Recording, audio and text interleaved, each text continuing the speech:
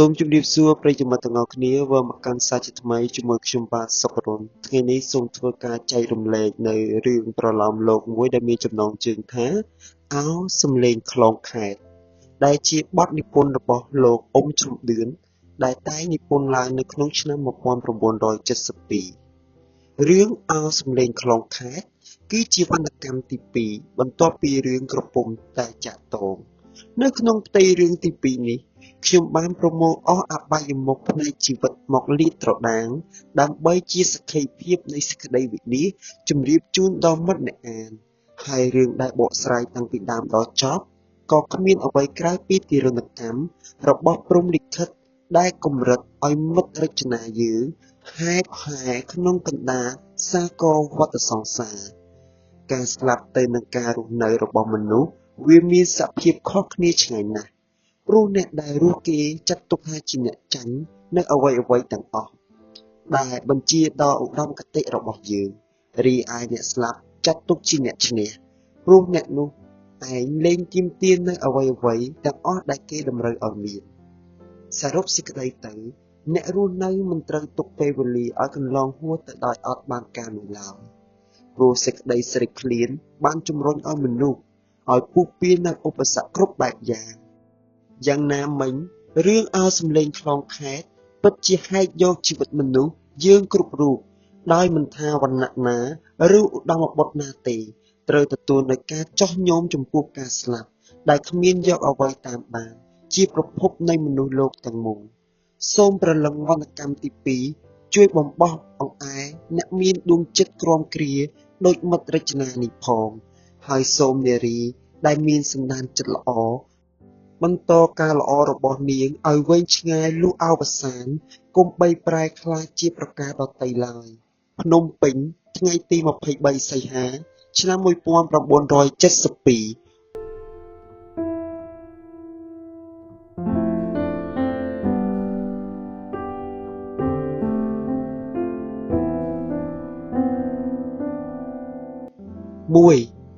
ស្រណោះគ្រាដំបូងរោងចក្ររាត្រីការបានបរិយន្តធម្មជាតិបញ្ជាព្រហ្មលិខិតចំណងរស្មីមាសនៃព្រះអរុណក៏ចោលពន្លឺព្រិចព្រិចមកលើដងទន្លេចតុមុខ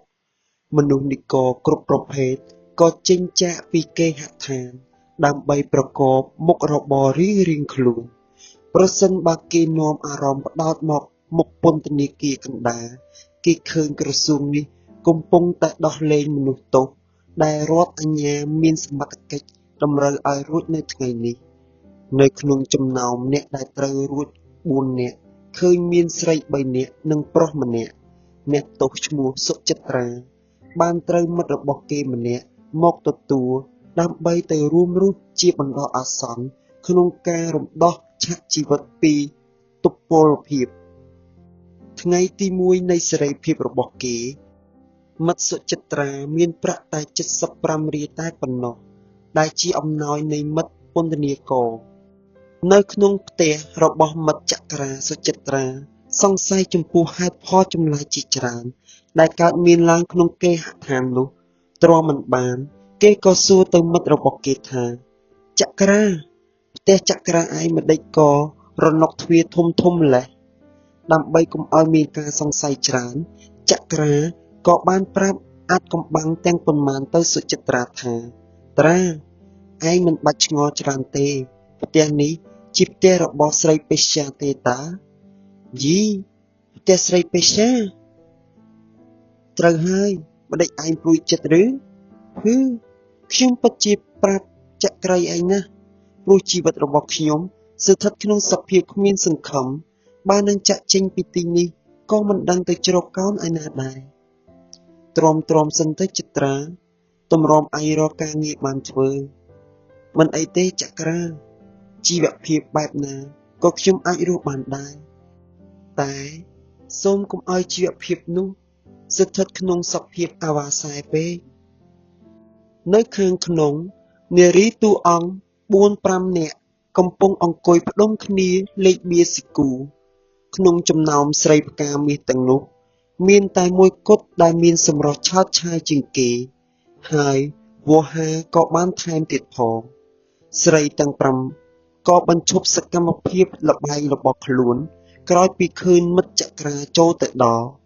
រួចក៏នាំគ្នាឡើងសម្រាលលើគ្រែរៀងៗខ្លួនឃើញដូច្នោះចិត្រាសួរទៅចក្រាថា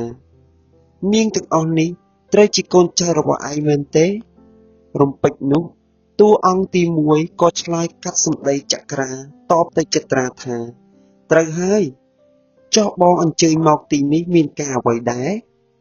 ចិត្រាឆ្លើយដោយទុកមុខស្រពោនទៅកាន់នាងវិញថាបាទខ្ញុំមកទីនេះគ្មានគោលបំណងអ្វីក្រៅពីសុំជំរកជ្រកបណ្ដោះអាសន្នទេងាប់ហើយបងមកដល់ផ្ទះខ្ញុំស្រីសំផឹងមិនខ្លាចខ្មាស់គេទេឬធម្មតាទេនាងការរស់នៅក្នុងសភាពតច្រកដូចរូបខ្ញុំមិនជាប៉ុន្មានទេធ្វើម្ដេចឲ្យតែការរស់នៅបន្តបានទៅថ្ងៃមុខទៀតចំណែកបញ្ហាសឹមយើងដោះស្រាយវាតាមក្រោយត្រូវណាស់ប្រសិនបើយើងឃ្លានចំណីហើយយើងគ្មានលុយក្នុងហោប៉ៅតើយើងត្រូវដោះស្រាយដោយម្ដេចដើម្បីឲ្យការស្រេកឃ្លានរបស់យើងវិនិច្ឆ័យមិត្តចិត្រាក្រោយពីបានសំណេះសំណាលជាមួយបវរកញ្ញាផ្កាមាសរួចហើយមិត្តយើងក៏ចាប់សម្រាកកាយលើគ្រែពូកកាមរោគដៃស្ដាំកងថ្ងាសភ្នែកសម្លឹងរំពឹងទៅរកពិដានខួរវិញ្ញាណធ្វើចលនាអត់ឈប់ឈរដែលសុទ្ធសឹងជាគំនរជីវិតទាំងអស់ដោយកន្សោមគំនិតនៅតែស្មុគស្មាញដដែលមិត្តចិត្រាក៏ស្ទុះក្រោកដោយមិនដឹងខ្លួនព្រមជាមួយនឹងវាចាសោះក៏ក្រោះមួយវគ្គថាហឺបញ្ហាជីវិតពិបាកដោះស្រាយណាស់ចក្រាដែលគេងនៅក្បែរនោះក៏និយាយទៅកាន់មិត្តគេវិញថាចិត្រាឯងកុំគិតច្រើនពេកព្រោះការងារអ្វីក៏ដោយទោះធំក្តីតូចក្តីមនុស្សមិនអាចដោះស្រាយភ្លាមបានទេយើងយ៉ាងណាមិញអតីតកាលដែលកន្លងហួសហើយនោះត្រូវយើងបោះបង់ចោលទៅបច្ចុប្បន្នកាលត្រូវខំប្រព្រឹត្តហើយអនាគតកាលត្រូវខំស្វែងរកចក្រាឯងនិយាយនេះត្រូវណាស់តែឯងមើលនៅជុំវិញខ្លួនយើងពោពេញទៅដោយអំពើពុកអលួយទាំងអស់យើងប្រាប់ឯងតាជាពិសេសឯងត្រូវធ្វើថ្លង់ធ្វើកោខ្លះទៅហើយកុំសូវវេកញែករកធាតុពិតខ្លាំងពេកម្ដេចឯងស្ដាប់បានទេស្ដាប់បានហើយមិត្តពោលរួចហើយមិត្តចិត្រាខំសំងំក្នុងលំហទុកព្រួយដែលសុទ្ធសឹងជាភួយកំណាចនៃព្រហ្មលិខិតទាំងអស់ចំណោទនៃរាត្រីការចោតមកលើផែនភូស្ធាយើងហើយរដ្ឋធានីភ្នំពេញក៏ក្លាយទៅជាឋានសួគ៌ក្នុងពេលរាត្រីភ្លាមគ្រប់កន្លែងគេឃើញពន្លឺអគ្គិសនីឆេះប្រងព្រាតបញ្ចេញនៅពណ៌ប្លែកពីគ្នារត់ដេញប្រឡែងលេងជាមួយនឹងគំនិតរបស់មនុស្សឲ្យកោតសរសើរចំពោះសោភ័ណ្ឌខ្លួនចំណែកនៅឯផ្ទះមិត្តចក្រាវិញតួអង្គទាំង5នៃល្ខោនកាមរោគកំពុងតែសម្អិតសម្អាងកាយ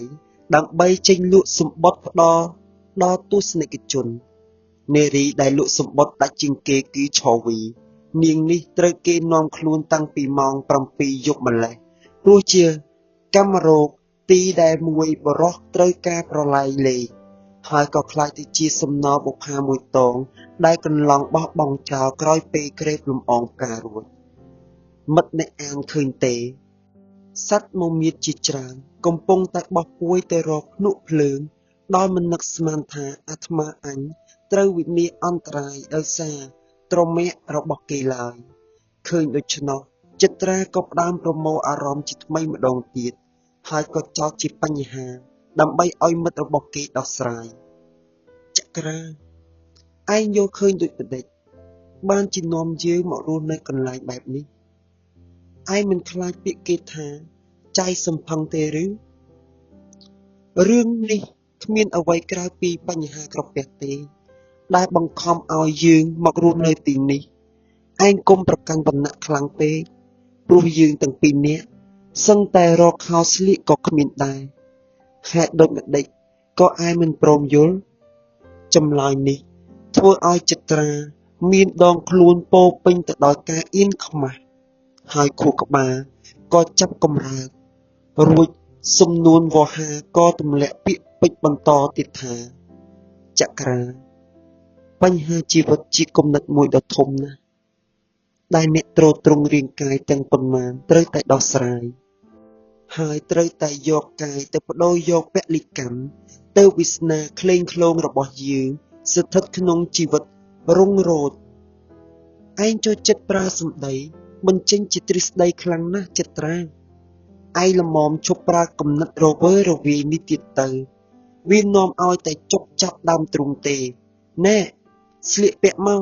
យើងនាំគ្នាចុះទៅក្រោមម្ដងគេទាំងពីរនាក់នាំគ្នាចុះមកក្រោមតាមជណ្ដើររបត់បែនហើយក៏នាំគ្នាទៅផឹកកាហ្វេនៅកូនទៀមតូចមួយនៅក្នុងទៀមនោះគេឮសូរចក្រាសួរទៅស្រីម្នាក់ដែលមានមៀតក្រអាងវ័យប្រមាណជា40ឆ្នាំថាបងអញ្ជើញមកយូរហើយបងមកយូរហើយមិនក្មេងៗរៀបខ្លួនអស់ហើយនៅអូ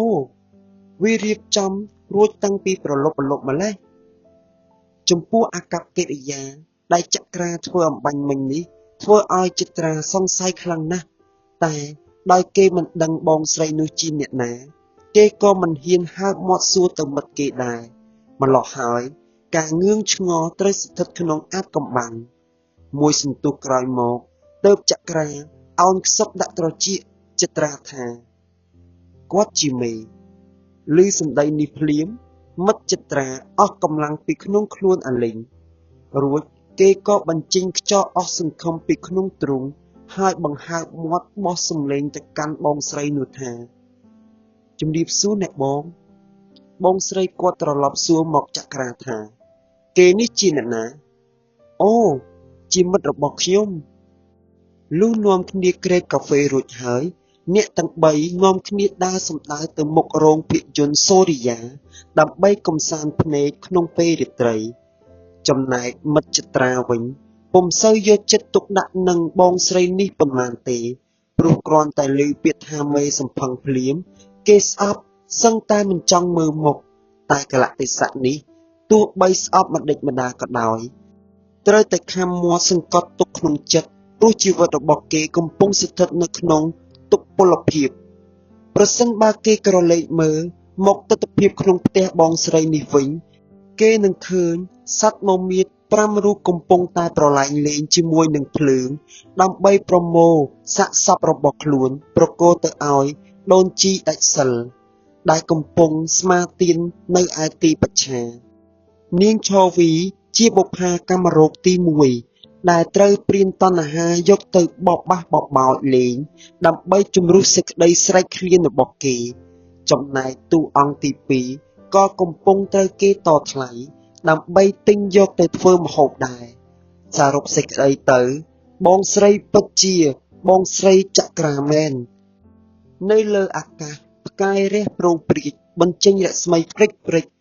ហាក់ដូចជាសញ្ញាប្រាប់ឲ្យអ្នកទាំងបីដឹងថារាត្រីយាម2បានចូលមកគ្របដណ្ដប់ស្បៃវត្តមានការឲ្យរឹតតែស្ងប់ស្ងាត់ថែមទៀតបងស្រីចក្រានិងចិត្រាក៏នាំគ្នាឡើងលើផ្ទះដើម្បីសម្រាកកាយ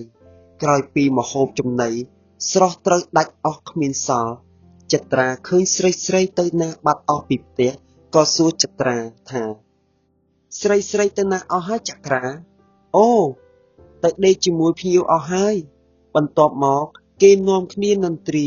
លងលក់ស្កប់ស្កល់ក្នុងលំហរាត្រីការមិត្តអ្នកអានជាទីគោរព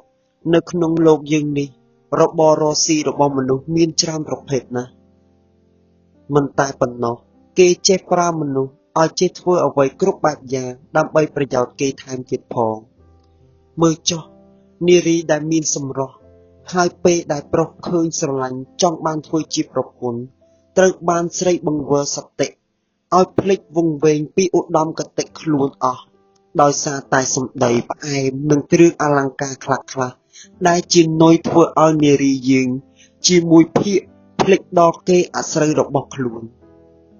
មិត្តចិត្រាបានមករស់នៅក្នុងទ្រនំនេះអស់រយៈពេល1សប្តាហ៍ហើយដួងចិត្តរបស់គេក្រៀមក្រោះជានិច្ច ដោយការមិនចង់ឃើញរបៀបស៊ីខ្ទុះឈាមពីមនុស្សផងគ្នាសោះថ្ងៃនេះគេទទួលទានបាយរួចហើយមិត្តចត្រាក៏សម្រាកកាយលើគ្រែតែម្នាក់ឯងទិដ្ឋភាពក្នុងផ្ទះទាំងប៉ុន្មានស្ងាត់ជ្រងំរំពេចនោះនាងឈវីក៏ចេញមកមុតទឹកដើម្បីជំរះកាយលុះសម្អាតរូបរាងកាយរួចហើយនាងឈវីដែលមានគោលគំនិតស្រឡាញ់ចត្រាជាយូរណាស់មកហើយនោះក៏ដើរមកជិតក្រែមិត្តយើងថាហើយដាក់គួចអង្គុយក្បែរចត្រារួចនិយាយទៅបរោះកំសត់ដោយទន់ភ្លន់ថាបងចត្រារាល់ថ្ងៃអូនឃើញបងមុខស្រពោនជានិច្ច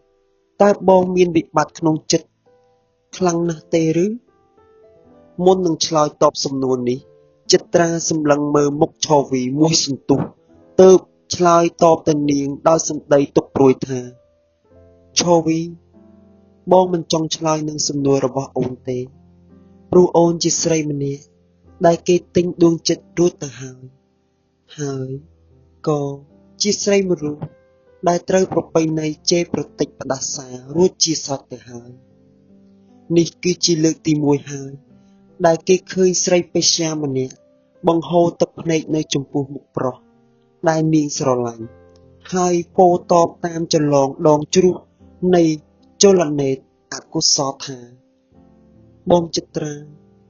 កំហុសនេះជារបស់អូនទេបងចត្រាអើយអូនអាណិតបងណាស់ក្រោយពីអូនបានដឹងរឿងរបស់បងមកឈវីអូនជាស្រីមួយរូបដែលព្រានទូទៅឲ្យឈ្មោះថាជាស្រីខូចទៅហើយរូបបងវិញក៏មិនមែនជាបរិសុទ្ធទី1ដែលអូនត្រូវអាណិតហើយក៏មិនមែនជាបរិសុទ្ធសំណល់ដែលអូនត្រូវស្អប់ដែរបញ្ហាទាំងអស់នេះស្ថិតនៅលើយើងជាអ្នកដោះស្រាយបងចត្រានិយាយបានតែប៉ុណ្ណោះខ្យល់ដង្ហើយក៏រលត់សូន្យទៅវិញនាងឈវីក៏ស្រវាអោបរឹតគូសង្សារទាំងទឹកភ្នែករួចនាងបន្តវិចារសុភាពទៀតថាបងចត្រាចាប់ពីថ្ងៃនេះតទៅអូនលែងឲ្យបងអត់ឃ្លានទៀតហើយអូននឹងផ្ដល់ជូនឲ្យបងគ្រប់គ្រាន់ហើយពី3ថ្ងៃទៀតអូននឹងទិញអាវជូនបងមួយអរគុណអូនណាស់ឈវីសប្តាហ៍ថ្ងៃនេះបងគ្មានស្អីស្លៀកពាក់ទេព្រោះបងជាមនុស្សម្នាក់ដែលទើបនឹងមានសេរីភាពពីការឃុំឃាំងបងជាប់ពីរឿងអ្វី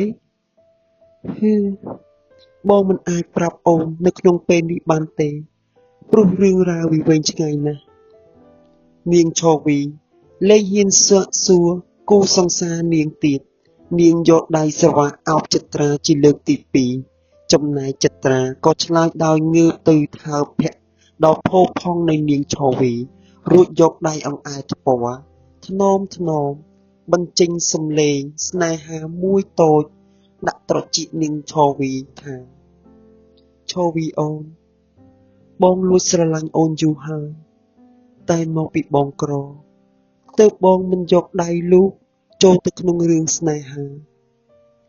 បងចត្រាអូនក៏ដូចបងដែរសំនួនវោហាក៏រលាយកំសួររបស់ខ្លួនបន្តិចម្ដងក្រោយពីរូបមន្តនៃព្រហ្មកាមបានលបលូនចូលទៅក្នុងដួងចិត្តនៃអ្នកទាំងពីរភ្លើងអគ្គិសនីដែលនៅជាប់នឹងពីដើមក៏រលត់ចរន្តវិញ្ញាណរបស់ខ្លួនស្ទួននឹងសំឡេងចង្រិតយំជ្រែកនៅឯគុំស្មៅដើម្បីកម្ដៅយានកាមេរ៉ូនៃអ្នកទាំងពីរឲ្យដល់នៅពិភពអមតៈមួយដែលអ្នកផងប្រសិទ្ធនាមថា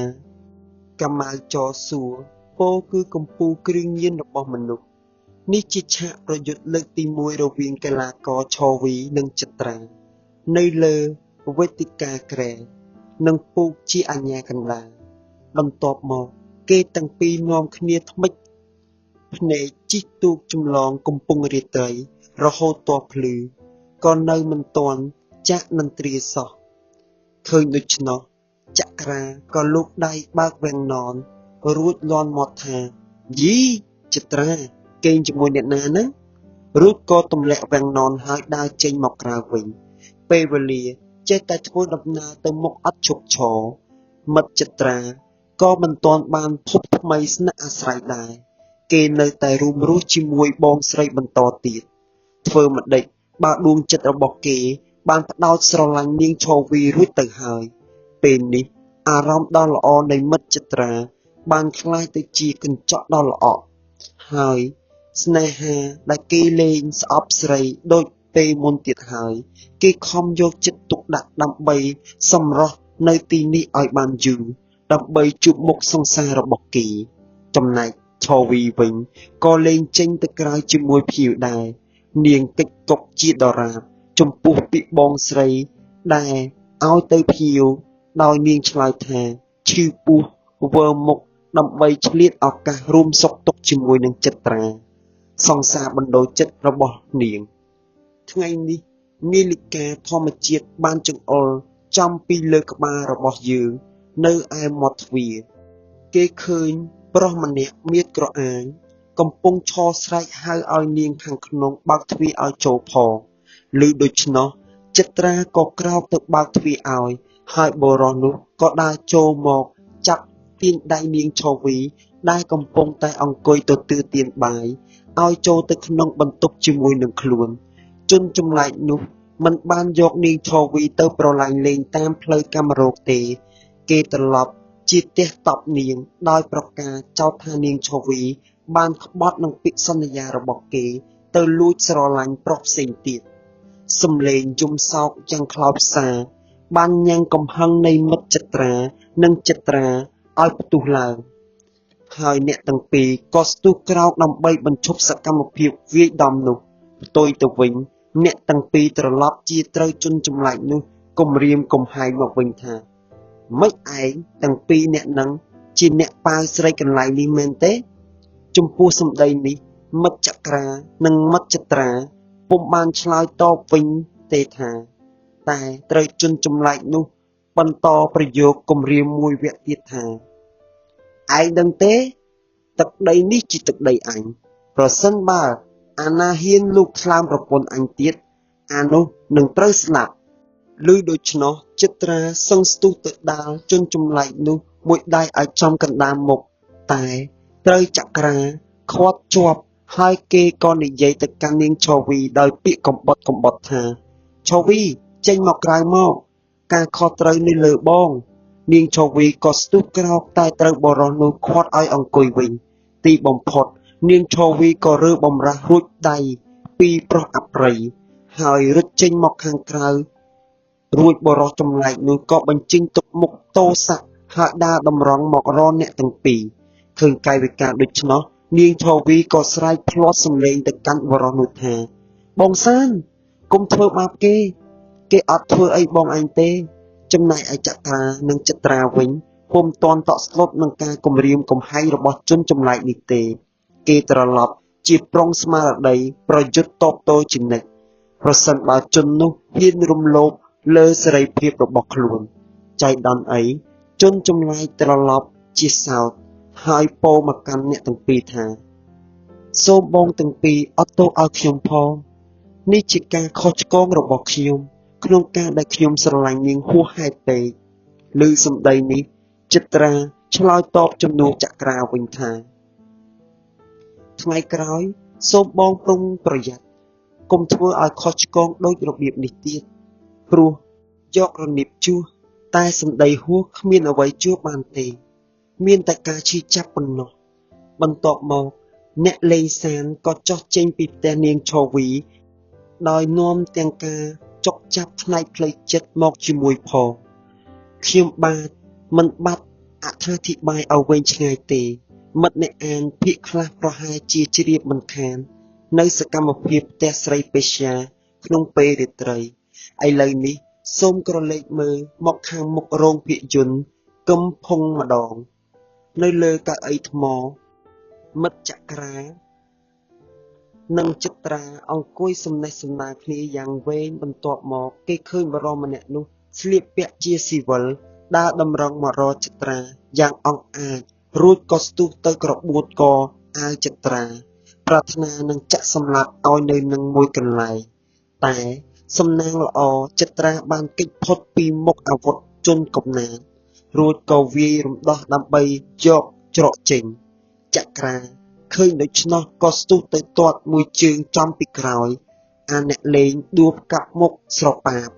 ចិត្តត្រានិងចក្រាក៏សូមលាអាសម្លាញ់ចែកផ្លូវគ្នាហើយជនពាទ្រិស្មោក្រោកឡើងធ្ងរគួរឲ្យអាណិតទីបំផុតត្រូវចង្រិតនៅក្បែរនោះស្រែកបន្លឺឡើងដើម្បីជួយបន្ធូរការឈឺចាប់រីឯអ្នកលេងភ្លាត់ស្នៀតវិញ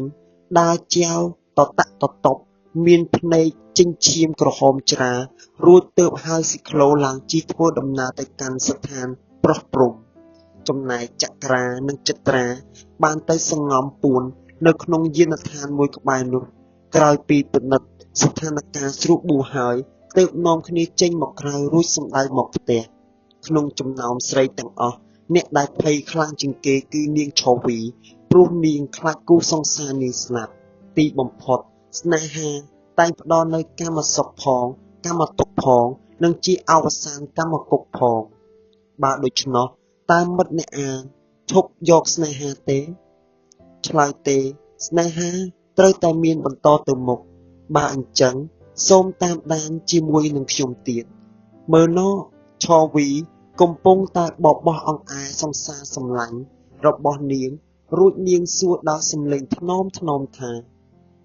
បងចិត្តត្រាក្នុងរឿងនេះតើបងមានអន់ស្រពោនចិត្តអំពីស្នេហាអូនទេចំណែកឯចិត្តត្រាក៏ឆ្លើយតបដោយសម្ដីខន្តីវិញថាឆូវីអូនមិនមែនអូនជាអ្នកមានកំហុសនោះទេ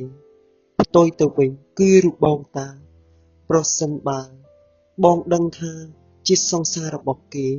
ក៏ប្រហែលជាបងមិនហ៊ានស្រឡាញ់អូនដែរព្រោះ